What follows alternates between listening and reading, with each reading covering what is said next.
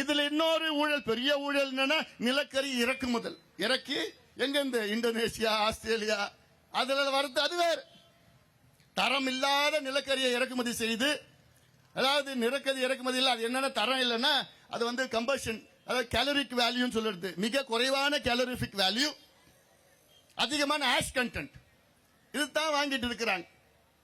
ஆனா அதெல்லாம் எவ்வளோ இருக்கு இதுல, உள்ள தோண்ட தோண்ட தோண்ட தோண்ட மழையா வரும். என்னது? நிலக்கரி ஊழல் மழையா வரும். இதெல்லாம் நடைமுறையில் இருக்கு. அண்டர்ஸ்டாண்டிங் எல்லாத்துக்கும் தான். இப்ப இருக்கிறவங்க முன்னாடி இருக்குவாங்க, இப்ப இருக்கிறவங்க முன்னாடி இருக்கு, மாத்தி மாத்தி தான். எல்லாருக்கும் அண்டர்ஸ்டாண்டிங் தான். பாதிப்பு யாரு? நாமம் போட்டது நம்ம தான். நாமம் போட்டு ரோட்ல போய் தெரிஞ்சிட்டு இருக்கிறோம். ஐயோ ஏத்திட்டாங்களே, ஐயோ ஏத்திட்டாங்களே.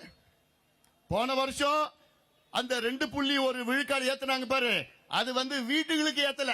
யாரால தெரியுமா? அது பாட்டாளி மக்கள் கட்சியால. நம்ம போராடணும், ஐயா போராடினாரு. உடனே முதலமைச்சர் என்ன சொன்னாரு? சரி, அந்த 2.1 விழுக்காடு உயர்த்தியது அது வீடுகளுக்கு வேண்டாம், நிறுவனங்களுக்கு மட்டும் கொடுத்துடலாம்னு சொல்லிட்டு அது. ஆனா அதுக்கப்புறம் தான் தெரிஞ்சது எதுக்கு அவர் குறைச்சாரு. எதுக்கு? நாடாளுமன்ற தேர்தல் வருது இல்ல, இந்த ஆண்டு வந்தது இல்ல, அதுக்கு முன்பு வீடுகளுக்கு ஏற்றக்கூடாதுன்னு அந்த சூழ்ச்சியால தான். இதுதான் இவர்கள் செய்கின்ற சூழ்ச்சி, மக்களை ஏமாத்துகின்ற செயல். முதலமைச்சர் சொல்றாரு, நாங்கள் 2030ற்குள் புதுப்பிக்க வல்ல மின்சாரத்தை நாங்கள் தயார் செய்வோம். எவ்வளவு? தமிழ்நாட்டில் பயன்பாட்டில் உள்ள 50 விழுக்காடு மின்சாரம் புதுப்பிக்க வல்ல மின்சாரத்தின் மூலமாக நான் தயார் செய்வோம். 50% of Tamil Nadu's electricity will be produced by renewable energy by 2030. யார் சொன்னது? முதலமைச்சர்.